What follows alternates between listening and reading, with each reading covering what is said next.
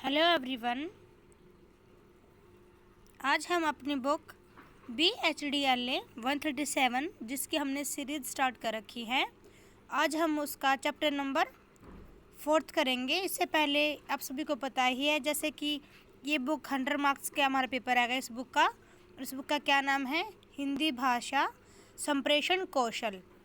अब हम देखते हैं इसकी 4th चैप्टर या इकाई नंबर 4 जिसका क्या नाम है, संप्रेषण के विविध रूप, जिसमें हम पढ़ेंगे कि संप्रेषण के क्या क्या रूप होते हैं। इसके बारे में हम सब अभी जानेंगे। जैसे कि आप सभी को पता है, धरती पर आने के समय से ही प्राणी जगत में संप्रेषण की प्रक्रिया जारी है। मनुष्य के अतिरिक्त अन्य प्राणियों में भी संप्रेषण के माध्यम अनेक और विविध रूप में हैं। मतलब कि कहने का मतलब ये है कि इस संसार में हर प्राणी संप्रेषण की प्रोसेस करता है या संप्रेषण करता है, और मनुष्य के अतिरिक्त भी अन्य जैसे एनिमल्स होते हैं, बर्ड्स होते हैं, सब आपस में क्या करते हैं, संप्रेषण तो सभी करते हैं, चाहे वो इंसान हो चाहे वो जैसे कि जानवर हो, सभी संप्रेषण करते हैं। संप्रेषण के विविध रूपों का परिचय, यदि हम बात करें कि संप्रेषण के कौन कौन से रूप होते हैं, तो इसमें हम देखते हैं संप्रेषण के यहाँ पे जो रूप बता रखे इस वाले हमारे इस वाले चैप्टर में, वो 3 बता रखे हैं। नंबर 1 इज साक्षात्कार, नंबर 2 इज संवाद, नंबर 3 इज सामाजिक आदान प्रदान के प्रकार। जैसे कि आप सभी को पता है कि साक्षात्कार क्या होता है, ये हमारा इंटरव्यू होता है, इसके बारे में हम पढ़ेंगे। साक्षात्कार एक निश्चित उद्देश्य की पूर्ति के लिए आयोजित विचारों का आदान प्रदान है।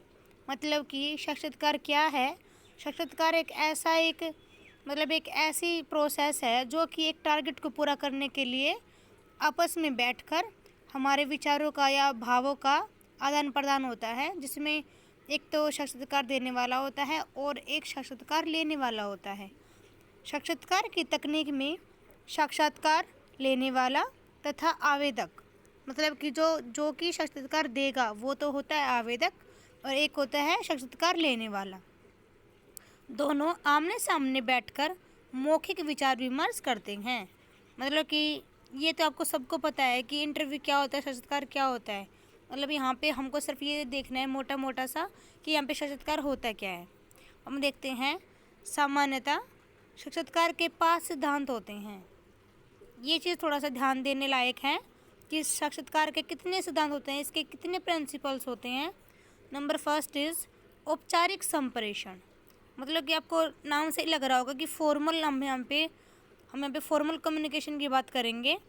यह औपचारिक होते हैं और इनमें एक बंधाया ढांचा होता है। मतलब कि प्री प्लान्ड होता है सब कुछ कि क्या क्या उससे पूछना है, कैसे पूछना है, सब कुछ पहले से ही सेटल्ड होता है इसके अंदर।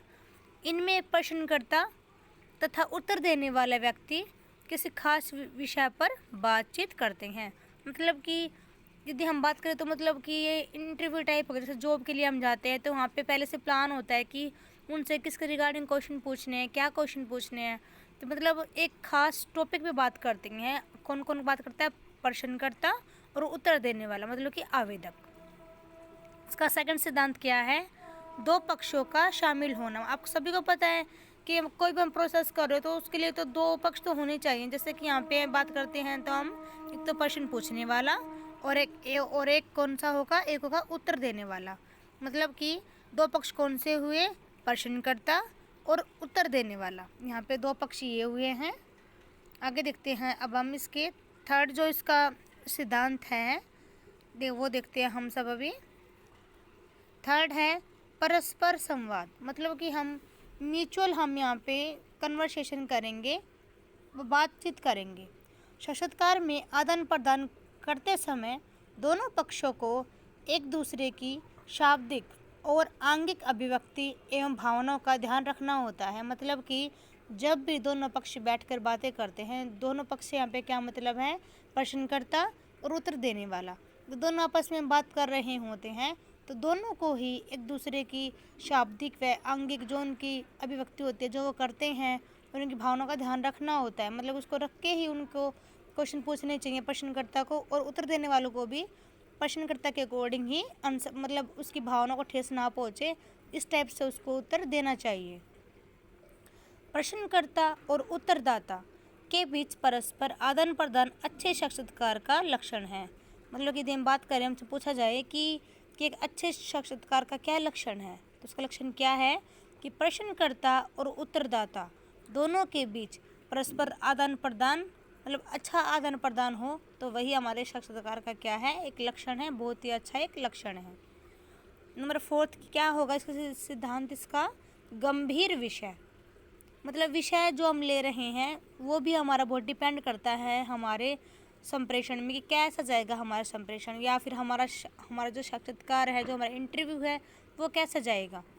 विषय की गंभीरता साक्षात्कार के लिए आवश्यक है। मतलब कि यदि हम इंटरव्यू ले रहे हैं तो हमें अपने टॉपिक के ऊपर हमको सीरियस होना पड़ेगा, जब भी हमारा जो इंटरव्यू है वो अच्छा होगा। चाहे उसमें फिर वो पर्सन पूछने वाला हो या फिर उत्तर देने वाला हो, दोनों को ही सीरियस होना पड़ेगा अपने इंटरव्यू को लेके। साहित्य, कला, संस्कृति, खेलकूद, चुनाव, सभी विषयों पर साक्षात्कार लिए जा सकते हैं। मतलब ये नहीं है कि कोई एक ही विषय हो, एक ही टॉपिक हो, जैसे नौकरी के लिए तो नहीं, वो मतलब जो प्रश्नकर्ता होता है वो हमसे किसी भी फील्ड का क्वेश्चन पूछ सकता है, हमको नॉलेज होनी चाहिए हर चीज़ की। साक्षात्कार का उद्देश्य है सूचना इकट्ठी करना और लोगों के विचार जानना है। मतलब कि यदि हम बात करें कि इंटरव्यू का मोटिव क्या होता है, उसका उद्देश्य क्या होता है, तो वो क्या होता है, डाटा कलेक्ट करना और लोगों के व्यूज़ जानना, उनके विचार जानना। नंबर 5 क्या है, प्रश्नोत्तर शैली, कि जो प्रश्नोत्तर शैली का तो यूज़ किया ही जाता है, ये मेथड होता है इंटरव्यू के लिए। एक प्रश्न पूछने वाला होता है और वहाँ पे एक क्या होता है, एक होता है उत्तर देने वाला। साक्षात्कार प्रश्नोत्तर शैली में होते हैं। मतलब कि जो इंटरव्यू होता है उसकी शैली क्या होती है, वो होती है प्रश्नोत्तर शैली, क्वेश्चनिंग। प्रश्न पूछने वाले का विशेष उद्देश्य होता है प्रश्न और उत्तर के बीच जितना अच्छा तालमेल होता है, साक्षात्कार उतना ही सफल माना जाता है। मतलब कि यदि प्रश्न, जैसे कि प्रश्नकर्ता ने प्रश्न पूछा और उत्तर देने वाले ने उसका आंसर बहुत ही अच्छे तरीके से दिया, मतलब कि दोनों में तालमेल बैठ जाता है, दोनों में अंडरस्टैंडिंग अच्छी हो जाती है, तो तभी हम मानेंगे कि हाँ हमारे इंटरव्यू अच्छा गया है। मतलब हमने अगले वाले को सारे आंसरों के जवाब हमने उसका दे दिया, हमने उसका रिप्लाई कर दिया, तो हमको लगता है कि हमारा इंटरव्यू अच्छा गया है। बात करते हैं नौकरियों के लिए साक्षात्कार। साक्षात्कार का दायरा अत्यंत व्यापक है, लेकिन सामान्यतः साक्षात्कार का नाम आते ही नौकरियों के लिए आयोजित साक्षात्कार ही सामने आता है। ये तो कॉमन सी बात है, बात करते हैं इंटरव्यू, तो सबको लगता है कि इंटरव्यू तो जॉब के लिए देने जा रहे हैं, तो इसलिए मतलब सबके सामने एक इमेज बनी हुई है कि इंटरव्यू तो नौकरी जिसको चाहिए होती है वही जाता है जो इंटरव्यू देने के लिए। नौकरी के लिए साक्षात्कार के भी अनेक रूप होते हैं, जैसे प्रतिस्पर्धात्मक परीक्षाओं के लिए साक्षात्कार, जैसे कि इसको बोलते हैं कंपटीशन एग्ज़ाम्स जो कि हम सब देते हैं। जैसे कि इग्नू में भी होता है, बीएड के लिए एंट्रेंस टेस्ट जो होता है उसमें बहुत सारे बच्चे बैठते हैं। इसके अलावा बहुत सारे कंपटीशन एग्ज़ाम होते हैं, जैसे एसएससी बोर्ड में होते हैं, डीएसएसबी बोर्ड में होते हैं। इसके मतलब बहुत सारे आपको पता ही होगा पहले से ही। नंबर 2 है व्यावसायिक सेवाओं के लिए साक्षात्कार, जैसे कि किसी कंपनी में हमको जॉब करनी है तो उसके लिए भी हमको इंटरव्यू देना होता है। नंबर 3 है अध्यापक आदि की नियुक्ति के लिए होने वाला साक्षात्कार।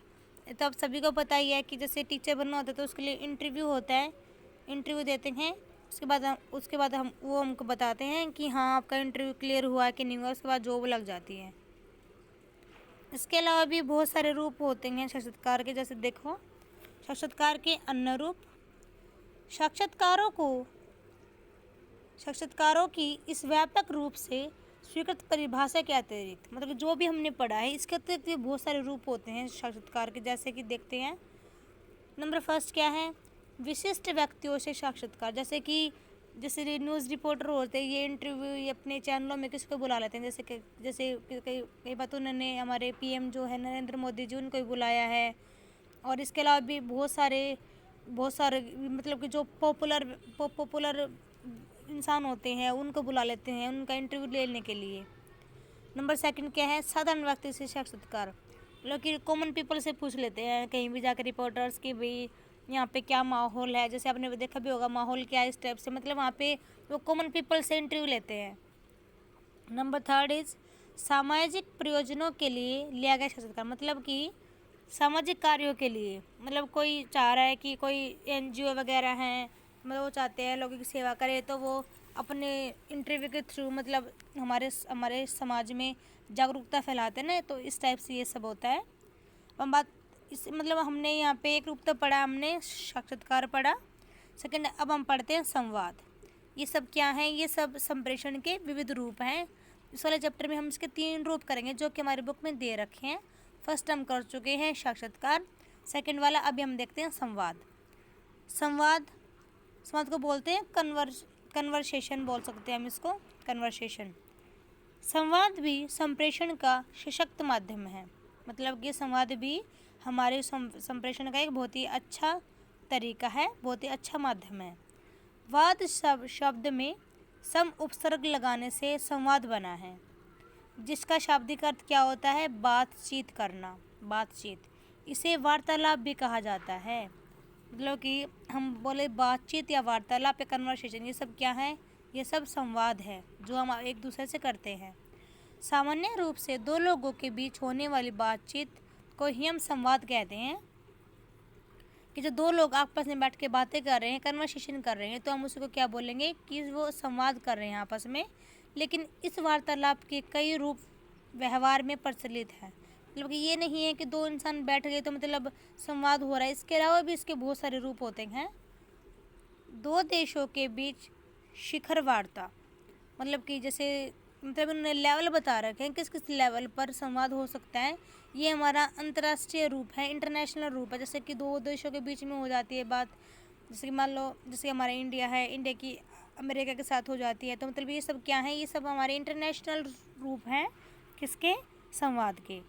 सेकंड हम देखते हैं साहित्यिक या कला, मतलब ये सब हमारे जैसे कि साहित्य से या कला से रिलेटेड कोई संवाद हो रहा है, तो ये सब हमारे ये क्या है, ये हमें संस्कृति विषय संवाद, मतलब कि इस वाले टॉपिक्स में वो संस्कृति को कंसेप्ट बना के संवाद करेंगे। नंबर थर्ड इज साहित्यिक रचनाओं एवं फिल्म, मतलब कि फिल्म के बारे में करेंगे, तो ये सब क्या है, ये फिल्म नाटक के संवाद, मतलब कि साहित्य रचनाओं से कुछ भी टॉपिक्स को उठा लेते हैं और वो उन्हीं के ऊपर वो फिल्म बना देते हैं या फिर संवाद बना देते हैं, तो ये सब ये क्या है, ये सब भी हैं संवाद के रूप हैं जो कि प्रचलित है हमारे समाज में।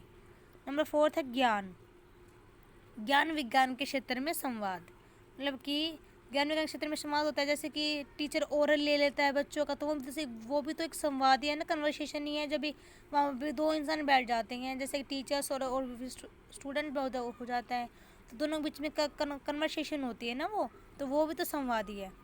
नंबर फिफ्थ व्यक्तिगत स्तर के संवाद, जैसे कि हम अपने पर्सनल लेवल है, जैसे कि हम अपने घर में किसी से बात कर रहे हैं, तो वो भी तो संवाद है ना।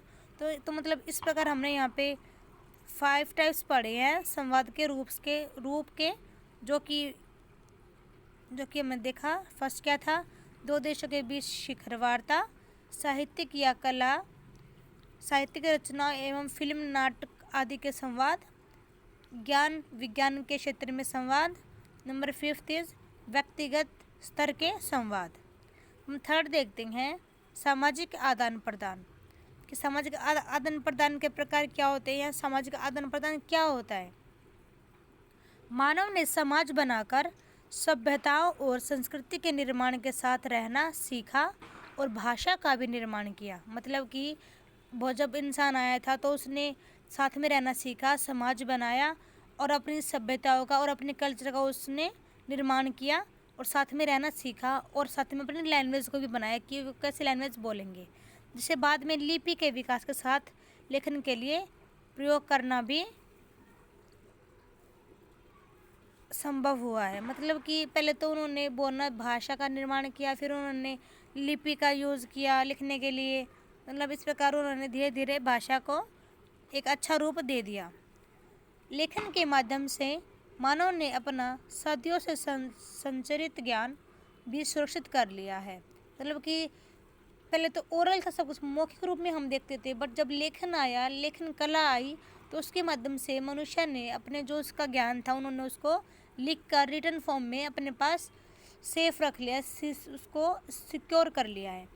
मानव के इस संचित ज्ञान की शुरुआत सामान्य सामाजिक आदान प्रदान से ही हुई है। मतलब कि कोई पूछे कि सामाजिक जो आदान प्रदान उसकी शुरुआत कहाँ से हुई है, नहीं, संचित ज्ञान की शुरुआत कहाँ से हुई है, तो सामाजिक आदान प्रदान से हुई है, आपसी बातचीत से हुई है। मानव जीवन का अधिकांश समय इस सामान्य सामाजिक आदान प्रदान में ही बीतता है। कहने का मतलब क्या है कि हम इंसान का बहुत सारा समय तो हमारा मतलब कन्वर्सेशन में बीत जाता है कि हम किससे बात कर रहे हैं। अब आप मतलब खुद ही सोच सकते हो कि आप सुबह से लेकर शाम तक कितने मतलब कितनों से बात करते हैं, कितनों के साथ आप संवाद करते हो। अब हम देखते हैं मानव जीवन में सामाजिक आदान प्रदान के रूप। मानव जीवन में सामाजिक जीवन के क्या उसके रूप हैं सामाजिक आदान प्रदान के। तो फर्स्ट क्या है, सामान्य शिष्टाचार का आदान प्रदान। जैसे कि हम जैसे किसी को विश करते हैं गुड मॉर्निंग, गुड आफ्टरनून, तो ये हमारे सामान्य शिष्टाचार हैं, तो जिसका मतलब जिसका हम आदान प्रदान करते हैं एक दूसरे के साथ। नंबर सेकंड इज सामाजिक सांस्कृतिक रस्मों त्योहारों का आदान प्रदान। मतलब कि जैसे हमें एक कल्चर के लोग हैं तो वो अपने फेस्टिवल्स को सेलिब्रेट करते टाइम अपने फ्रेंड्स को बुला लेते हैं, तो मतलब उनका कल्चर वहाँ से उन थोड़ा सा मतलब उनके ऊपर भी अपना प्रभाव डालेगा। तो मतलब इस प्रकार त्योहारों का आदान प्रदान हो जाता है, मतलब कि रस्मों का आदान प्रदान हो जाता है। नंबर थर्ड इज क्षेत्रों प्रांतों के बीच आदान प्रदान। जैसे कि एक कोई भी टाउन है या फिर जैसे बोलते हैं ज़िला है या फिर राज्य है, मतलब आपस में जो वो आदान प्रदान करते हैं। जैसे किसी को कुछ मंगाना होता है दूसरे स्टेट से, तो वो उसको रिटन फॉर्म में देता है कि हमको ये चाहिए होता है। मतलब इस प्रकार वहाँ पे संवाद चल रहा है, तो फिर वो उसको मतलब रिस्पॉन्स में कोई भी लेटर लिख के भेजेगा। तो मतलब ये सब क्या हो रहा है, ये भी एक संवाद ही हो रहा है, मतलब सामाजिक आदान प्रदान हो रहा है मतलब बातचीत का। नंबर फोर्थ इज़ व्यावसायिक क्षेत्रों में आदान प्रदान। जैसे कि हम बात करते हैं कि इंडस्ट्रीज़ में जैसे काम करते हैं, तो मतलब आपस में वो बातचीत करते हैं कि हाँ भाई हमको इतना मतलब हमारे व्यवसाय के लिए हमको इतना चाहिए होता है, व्यापार करने के लिए हमको इतना चाहिए, पैसा चाहिए, मतलब ये हमको सामान चाहिए, मतलब ये सब क्या हो रहा है, ये आपस में आदान प्रदान हो रहा है। एट लास्ट यदि हम देखें तो संप्रेषण के सभी रूप एक दूसरे से संबंधित है। मतलब कि हमने यहाँ पे संप्रेषण के 3 रूप पढ़े हैं। फर्स्ट साक्षात्कार, सेकंड संवाद, थर्ड सामाजिक आदान प्रदान। हमने 3 रूप पढ़े हैं और ये तीनों रूप आपस में एक दूसरे से क्या है संबंधित। क्योंकि यदि हम देखें तो हम इंटरव्यू की बात करते तो इंटरव्यू के अंतर्गत हम यहाँ पे संवाद भी तो होता है, मतलब कि बातचीत भी तो हो रही है ना, वार्तालाप भी तो हो रही है। तो मतलब कि साक्षात्कार में संवाद भी हो रहा है और सामाजिक आदान प्रदान भी हो रहा है। क्योंकि वहाँ पे सामाजिक आदान प्रदान का वहाँ पे क्या मतलब है कि भावों का विचारों का वहाँ पे आदान प्रदान हो रहा है। तो मतलब कि हम इस बात को बोल सकते हैं कि जो संप्रेषण के तीनों रूप हैं वो आपस में क्या है संबंधित है एक दूसरे से। व्यापक रूप में ये सभी रूप सामाजिक आदान प्रदान के ही विभिन्न प्रकार हैं। जैसे कि मैंने कभी बताया कि यदि हम इसको ब्रॉडली देखें तो ये सभी जो रूप हैं वो सामाजिक आदान प्रदान के ही बहुत सारे टाइप्स हैं, बहुत सारे प्रकार हैं।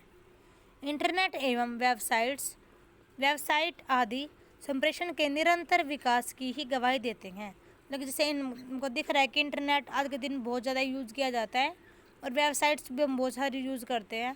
तो मतलब इनके थ्रू भी क्या हो रहा है, जो हमारा संप्रेषण है उसका निरंतर क्या हो रहा है विकास हो रहा है, उसकी निरंतर डेवलपमेंट होती जा रही है। क्योंकि इंटरनेट के ज़रिए तो मतलब हम पहले के टाइम में तो व्हाट्सअप नहीं था, तो मतलब हम किसी से बात करने के लिए हमको सीधा फ़ोन ही मिलाना पड़ता था। बट आज के दिन तो इंटरनेट का मतलब बहुत ज़्यादा लाभ उठाया जा रहा है और इंटरनेट का यूज़ करते हुए हमारा जो संप्रेषण है वो बहुत ही आगे बढ़ता जा रहा है।